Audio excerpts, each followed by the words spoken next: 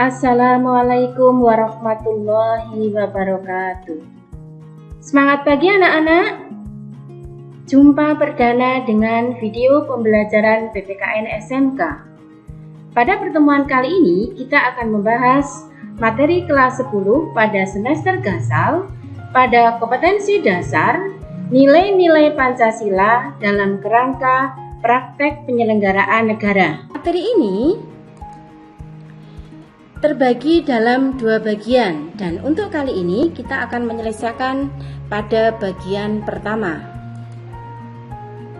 Anak-anak, setelah kalian melihat tayangan video pembelajaran berikut ini, diharapkan kalian bisa 1. Mendeskripsikan pengertian sistem pemerintahan dan pengertian kekuasaan. 2. Menelaah macam-macam kekuasaan negara.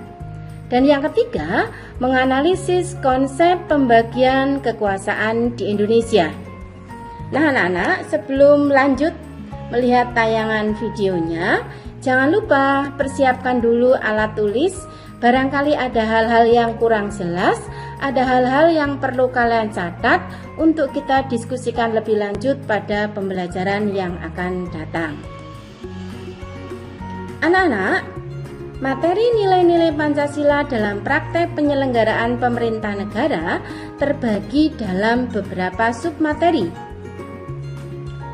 yakni sistem pemerintahan Indonesia, kedudukan dan fungsi Kementerian Republik Indonesia, kedudukan dan fungsi lembaga pemerintahan non-kementerian, dan terakhir nilai-nilai Pancasila dalam penyelenggaraan pemerintahan.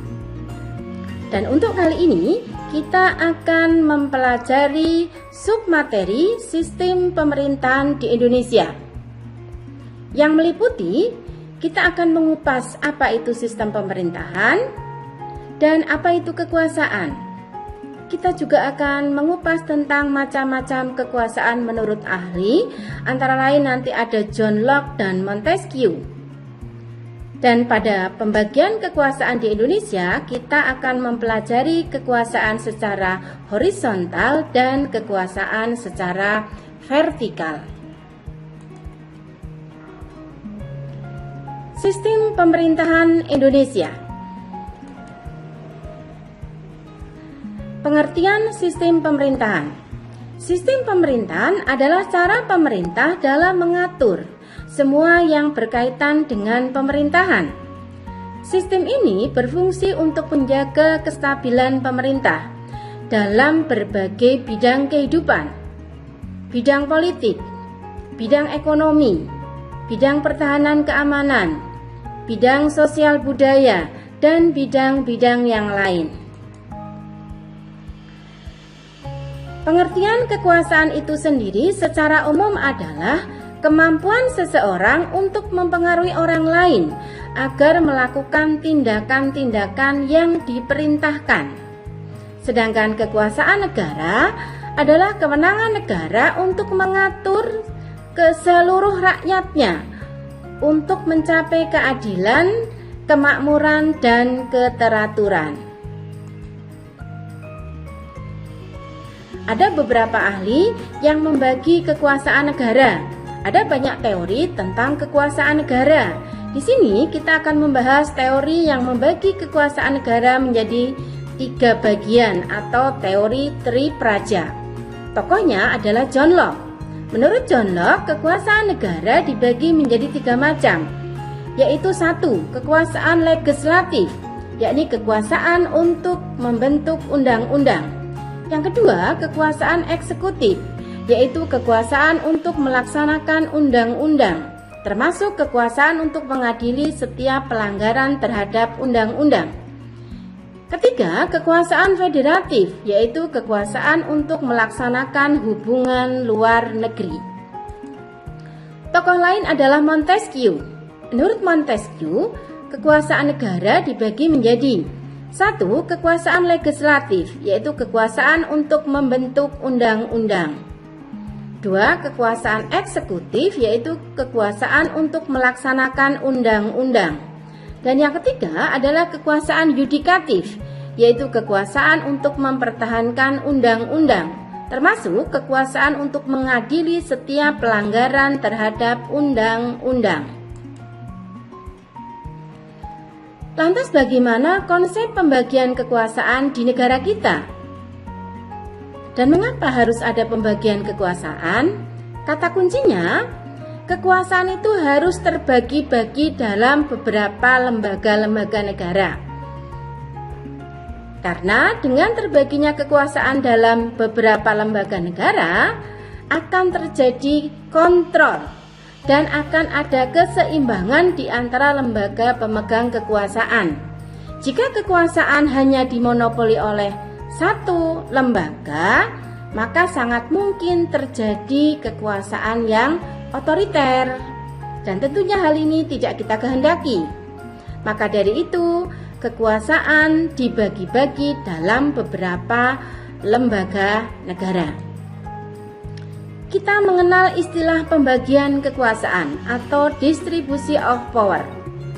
Teori ini menyatakan bahwa kekuasaan negara dibagi dalam beberapa bagian, tetapi tidak dipisahkan antara kekuasaan legislatif, eksekutif, dan yudikatif.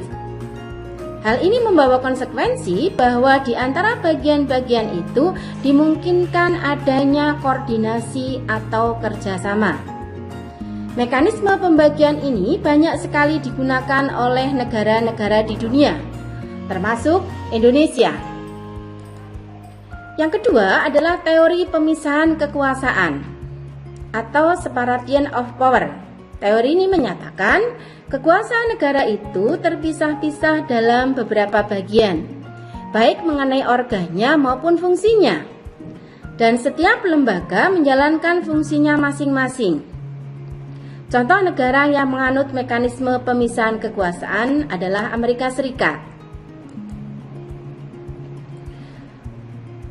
Lantas bagaimana konsep pembagian kekuasaan yang dianut negara Indonesia? Mekanisme pembagian kekuasaan di Indonesia diatur sepenuhnya dalam Undang-Undang Dasar Negara Republik Indonesia tahun 1945. Penerapan pembagian kekuasaan di Indonesia terdiri dari dua bagian, yaitu pembagian kekuasaan secara horizontal dan pembagian kekuasaan secara vertikal. Pembagian kekuasaan secara horizontal adalah pembagian kekuasaan menurut fungsi lembaga-lembaga tertentu, legislatif, eksekutif, dan yudikatif. Dan berdasarkan Undang-Undang Dasar Negara Republik Indonesia tahun 1945, secara horizontal pembagian kekuasaan negara dilakukan pada tingkat pemerintah pusat maupun pemerintah daerah. Pembagian kekuasaan secara horizontal pada pemerintah pusat berlangsung antar lembaga-lembaga negara yang kedudukannya sederajat, meliputi kekuasaan konstitutif, legislatif, eksekutif, yudikatif, eksaminatif, dan moneter. Sedangkan pembagian kekuasaan secara horizontal pada pemerintah daerah berlangsung antar lembaga-lembaga daerah yang sederajat, yaitu antara pemerintah daerah, dalam hal ini adalah kepala daerah dan wakil kepala daerah dengan Dewan Perwakilan Rakyat Daerah. Pembagian kekuasaan secara vertikal adalah pembagian kekuasaan menurut tingkatnya, yaitu pembagian kekuasaan antara beberapa tingkat pemerintahan. Merujuk pada pasal 18 ayat 1 Undang-Undang Dasar Negara Republik Indonesia tahun 1945 dinyatakan bahwa Negara Kesatuan Republik Indonesia dibagi atas daerah-daerah provinsi, dan daerah provinsi itu dibagi atas kabupaten dan kota, yang tiap-tiap provinsi, kabupaten, dan kota itu mempunyai pemerintahan daerah yang diatur dengan undang-undang. Hubungan antara pemerintah provinsi dan pemerintah kabupaten atau kota terjalin dengan koordinasi, pembinaan, dan pengawasan. oleh pemerintah pusat dalam bidang administrasi maupun bidang kewilayahan. Hal ini muncul sebagai konsekuensi dari diterapkannya asas desentralisasi di Negara Kesatuan Republik Indonesia.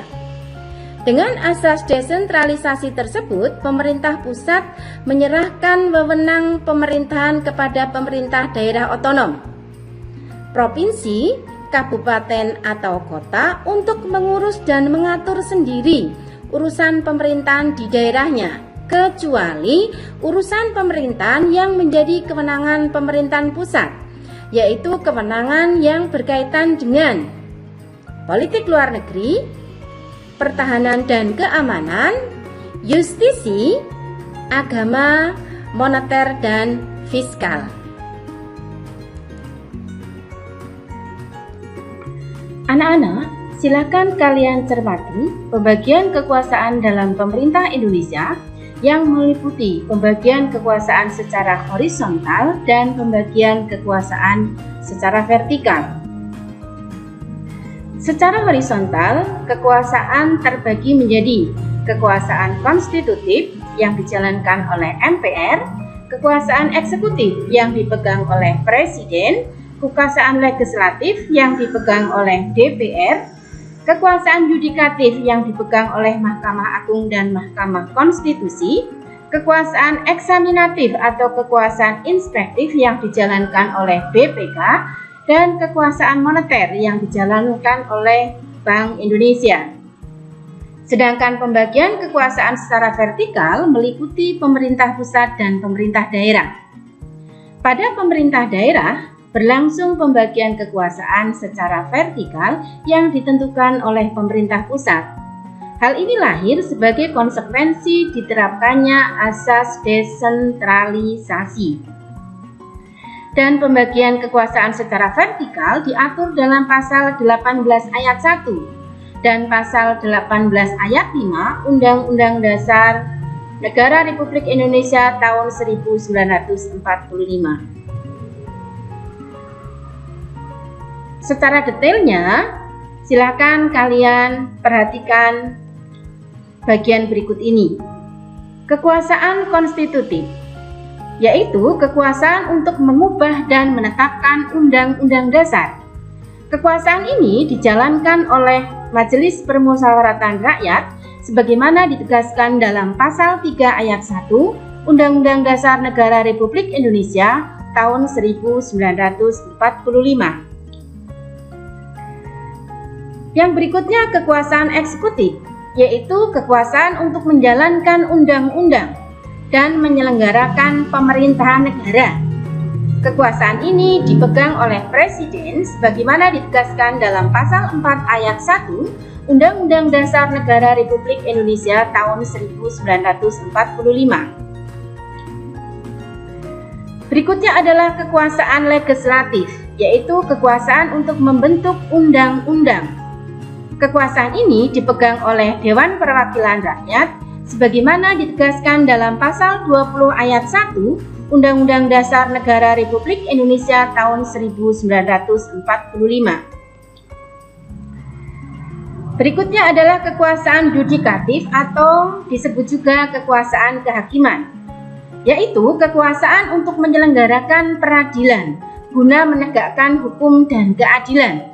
Kekuasaan ini dipegang oleh Mahkamah Agung dan Mahkamah Konstitusi sebagaimana ditegaskan dalam pasal 24 ayat 2 Undang-Undang Dasar Negara Republik Indonesia tahun 1945. Kekuasaan eksaminatif atau inspektif, yaitu kekuasaan yang berhubungan dengan penyelenggaraan pemeriksaan atas pengelolaan dan tanggung jawab tentang keuangan negara.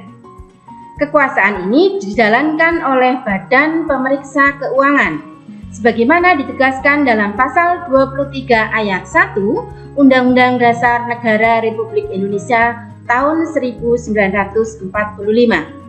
Dan terakhir, kekuasaan moneter, yaitu kekuasaan untuk menetapkan dan melaksanakan kebijakan moneter dan mengatur dan menjaga kelancaran sistem pembayaran serta memelihara kestabilan nilai rupiah.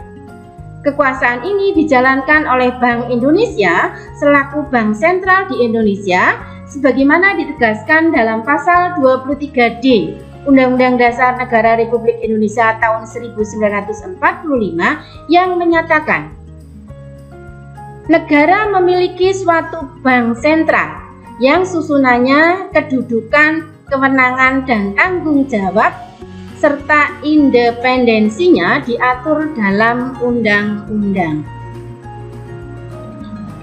Demikianlah anak-anakku materi kita pada pertemuan kali ini.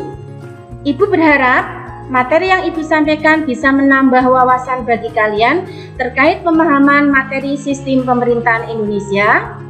Ketemu lagi pada pertemuan minggu yang akan datang. Sebelum Ibu akhiri, masih di masa pandemik, tetap menjaga protokol kesehatan, wajib memakai masker, tetap menjaga jarak, sesering mungkin mencuci tangan. Jangan lelah berdoa agar pandemik ini segera berakhir, kita bisa melakukan pembelajaran tatap muka. Terakhir, terima kasih yang tulus atas kerjasamanya selama ini. Ibu akhiri, Assalamualaikum warahmatullahi wabarakatuh.